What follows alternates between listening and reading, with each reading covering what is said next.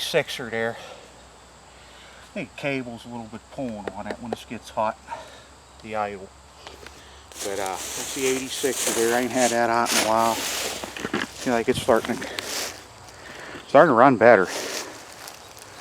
Starting to run better.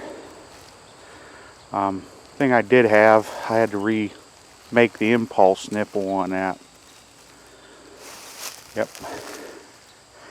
I had to pull it out of the case, and I don't recommend you guys doing that. I'm pretty accustomed to, you know, fits and tolerances. I had to make one on a lathe out of steel, bend it over, because the intake, and you probably ain't gonna be able to see it in there, but where the intake boot is, it's right up against the.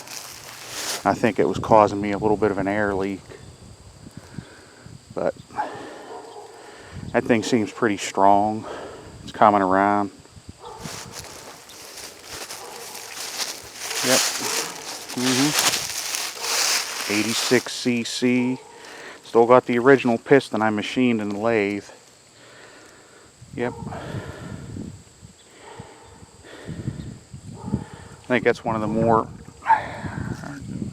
Seen some guys try it, and some guys didn't get too much success, but I think that thing runs pretty good.